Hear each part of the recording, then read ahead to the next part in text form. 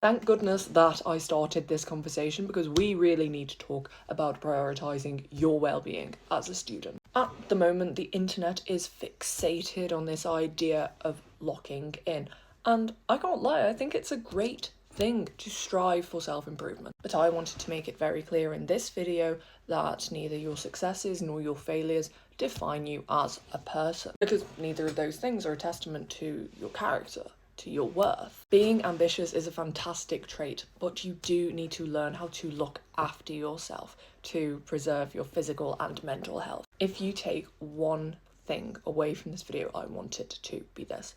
One of the best ways to get your mind off of school, off of all of your stresses, is to develop a hobby that is completely outside of academia. A hobby that you are not just doing as a means to some end. If you take a step back and truly look at all of the extracurricular activities that you do you actually have any hobbies? Do you actually do anything for the sake of doing it? Or is everything that you do for some end goal? Start doing things because you like the process of doing them. I really like painting. I'm terrible at art. I don't show anyone. I don't want to get better as such. I just like sitting back and painting whatever comes to mind, or maybe I paint something I see on the street. And of course, every single hobby you do is going to have room for improvement. I could get better at painting if I wanted to.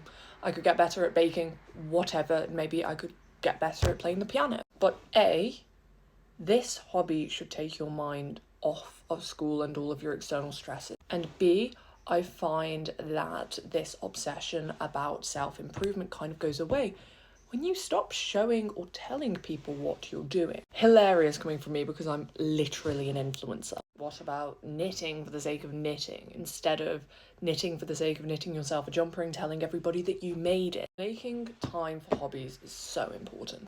One of the other things I want to say is that you need to start making yourself unavailable. Humans were not meant to be available 24/7. The idea that for every waking moment you are available to anybody who wants you because of this device is genuinely crazy when you think about it. Take time away from the screens.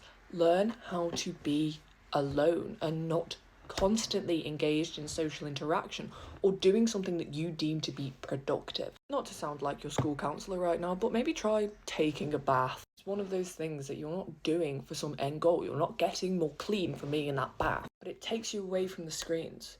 It just helps you relax and be in the moment. To empty your head, maybe practice some mindfulness. But I want to hear how you relax in the comments.